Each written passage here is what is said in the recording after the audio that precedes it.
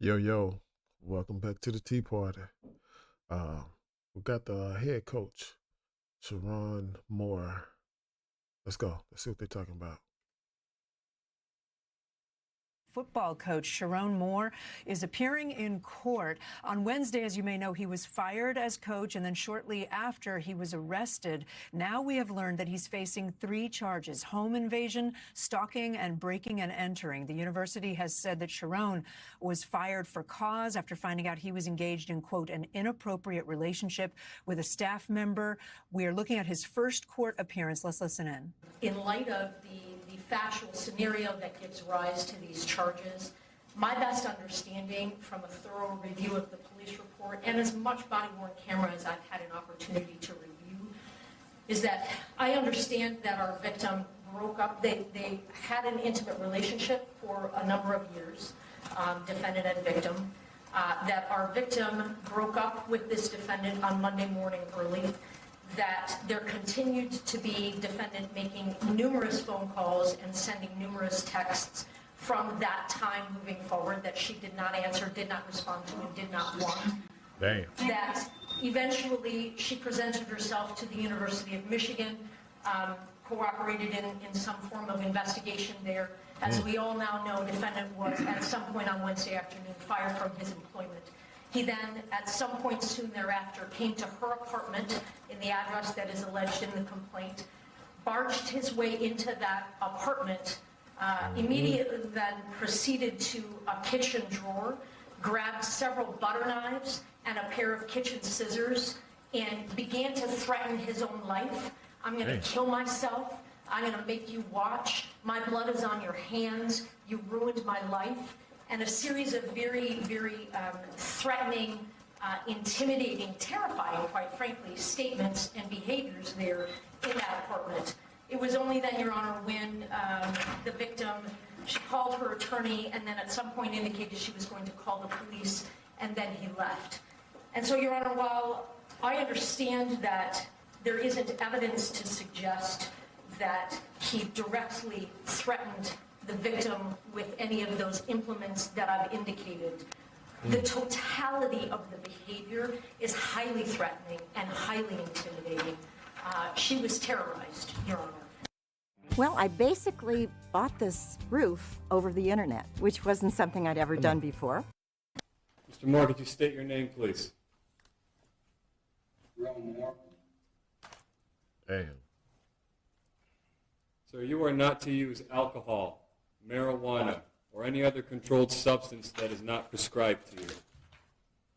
You are not to possess or purchase a firearm or any other dangerous weapon. You are not to engage in criminal conduct of any kind whatsoever. Yeah, not supposed You to do may that not anyway. leave the state of Michigan without permission of the court. Prior to your release, you will be placed on a GPS tether. Damn. You will not be released before that GPS tether is placed upon you. You must continue all mental health treatment That's good. as a condition of your bond. The named victim in this case will not be placed on the record. You may not have contact with that individual. That means no calling, no writing, no video chatting, no texting, no emailing, or any other form of contact the human mind can possibly fathom.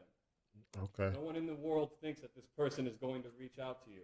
Should they do so, and again, no one thinks that they're going to, you may not reply in any form or fashion. Hey. The named victim's address will not be placed on the record, but you may not go to that location for any reason whatsoever. Are we understood Jeez. on the no contact and no go-to, sir? Yes. If you have any questions about that, you have a good attorney, simply ask them. You understand? Yes. That's right.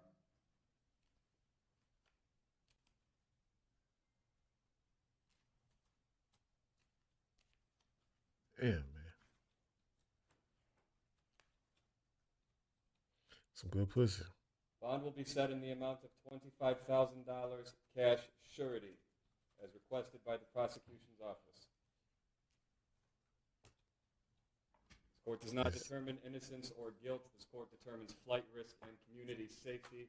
The court finds with these conditions in place, it has been met. Mr. Simon, we are setting probable cause conference at this time for January 8th due to the holidays and scheduling. Is that a good court date for you? Yes. Shaq, you've been covering this for days. We learned a lot in that hearing from the prosecutor. I was summing it up before you came outside, but this is a lot of new information about this relationship that we didn't know before. Yeah. Absolutely, and it kind of backs up the timeline a little bit. You know, this all started, we were caught wind of this on Wednesday, of course, when we first heard from the university about his firing. But based on what the prosecution was saying, this is something that dates back to Monday, when apparently a relationship between the former coach of Michigan football and an unnamed woman, by design, an unnamed woman broke up. And according to the prosecutor, that's what led to this series of stalking, a lot of text messages and phone calls. And then after apparently she went to the university on Wednesday, that's when he showed up at her house again, according to the prosecutors. Now, the defense in this in that hearing, you mentioned, they said they weren't able to review the police body camera video. They weren't able to review the police report. So we didn't get any response or rebuttal to the facts that were laid out by the prosecutors. I believe actually the attorneys are speaking right now, so we'll see if they have any update or what they're saying in response to the allegations that are being made. But I think the big thing is we know that this did not start on Wednesday. We can even say it really didn't start on Monday, but really it was an extended relationship, a romantic relationship that ended up, in the words of the prosecutors, violently. Yeah, and to that point, Shaq, I think we heard the defense side say, I wrote down, I have no ability to respond to these representations, because he was just hearing them for the first time, it sounded like. Danny, let me bring you back in and keep Shaq here too.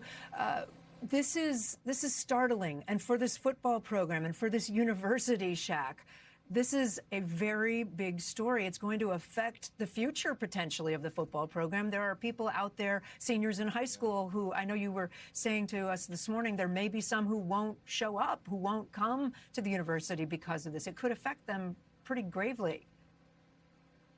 Nah. Without a doubt. I mean, this is one of the most storied football franchises, college football franchises in history. You know, we go back and, we go back to the sign stealing scandal that was talked about. This is a program that has really been dealt its share of hits. And, you know, our team was on campus yesterday talking to students, talking to teachers, and they're really rocked by this. This is a shocking allegation. There was a lot of commentary about the facts that were there that were laid out before we even heard what the prosecutors had to say. But this is something that's going to continue to ripple out across the university. And then you mentioned the impact this is going to have on the future program. We know that the football team does have that Citrus Bowl game, but this is something that people are going to look at for weeks to come, especially when you talk about prospects.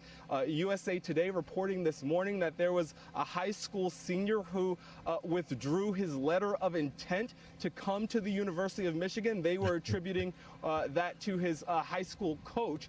So is that the first of many? Is that just one-off there? That is a question that will remain to be seen. But this is definitely shocking. The campus is definitely shocking the Ann Arbor community. Yeah, and Chuck, I do want to mention quickly that also we heard mention of his mental health and having a mental health evaluation. I mean, this is clearly someone who, both these people were in great distress when this all happened on Wednesday. I just want to note that you know, there was mention of suicide in this hearing, and I want to just say, if anyone out there is listening and is having any troubles, the 988 Suicide Lifeline number is always available. She got that killer pussy. Like, I don't want no pussy that good.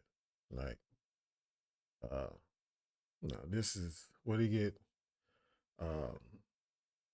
Home invasion, breaking and entering, and stalking is what they said.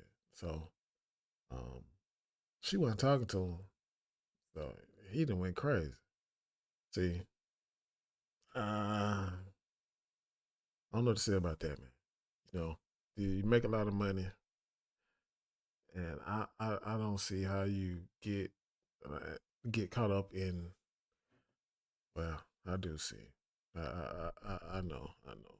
I dealt with some women that had me crazy, and I did some things that I could have been in the same kind of situation. So sometimes your emotions take control, and no matter what kind of money you make, it don't matter what you're doing. So that is is a bad piece of work, man. It'll put you. Uh, People kill deer, big buck deer. This ain't got nothing to do with that, but people kill big buck. I'm from Arkansas. People kill big buck deers because they're following that pussy, man. It's following them house, and when they follow them house, get you knocked off every time. But breaking there, suicide. He trying to commit suicide, or he ain't commit suicide, but telling her that he can grab the butter knife up. That's gonna be some hell of a song with that butter knife, cause unless you got some sharp butter knives I know, but you gonna be doing some hacksaw Jim Duggan then. So he trying to threaten with suicide, baby. I'm gonna kill myself if you don't. Baby, take me back, baby. He keeps sweating, baby. Take me back. Um, Not a joke, but it is a joke. But that's serious. When you get some pussy so bad, so it's so good, you want to kill yourself. God damn. Um, I know it's a couple spiders that do that. Somebody, you know what I'm saying, that do. You go to fucking. They go to fucking. They get killed after they get the pussy. They know they're gonna get killed after they get the pussy, and they still do it for mating reasons to keep their lineage going. But that's neither here nor there. That he wasn't. I don't know if he was trying to do that or what, but kill yourself over the ill That's yeah, he have to get some check now. I'm checking on himself. But as far as it affecting the school and the scholarships or the recruiting program, as a whole, I don't. This is my personal opinion. I don't think it'll affect Michigan that much as on a whole basis. If you want to go to Michigan, I don't think a student gonna be like, hey man, this guy right here was sprung out over some pussy, so I ain't going to Michigan. Uh, yeah, shit, it might increase. It might increase goddamn tuition because motherfucker got pussy like that shit. Motherfucker might be like, shit, I need to get to Michigan, goddamn it, because they got that fire. And shit, motherfucker want to get sprung on it. But hey, serious matter, coaches tripping, man. Uh, Sometimes that pussy do it to you. Uh, I can't say what he should or shouldn't did because, like I say, I've been in a situation where I did some shit over some pussy and I shouldn't have did it. So, and I think every man probably done been in that situation. If you've been getting some pussy, if you ain't been getting no pussy, you probably ain't did shit. But, uh, and once again, I want to condone not getting a lot of pussy. Well, not that. Well, I'm talking about fucking a lot of different motherfuckers. I'm saying, get your wife, get married. I mean, yeah, get your one lady, get married, have some kids, stay with her. Now, if that's what he was trying to do, I don't know, but he shouldn't have been messing with her because she was with the staff, and you can't mix that business and pleasure. So, but however go with the way he did, even if he got somebody um, that wasn't staff, he's just getting sprung over some pussy. And that shit still might happen, but he still would have had his job though. That's the kind of difference that would have made. So you get sprung on some pussy and want to kill yourself and maybe and well do harm to yourself. That's what they said he was trying to do. Suicide, not me. That's what the news said. So just don't do it with your co-workers and staff. So um, that's that on that. We'll take back up on this. I think they said January the 8th when he go back to court. So we'll see what they's talking about. Um, that's the tea for the day. I might have some more for you. We'll see what's going on in the news. Like, comment, share, subscribe. Uh, Give me a comment. Let me tell me what you think about it. Already, holla. Hey. Don't let that pussy get you in trouble, man.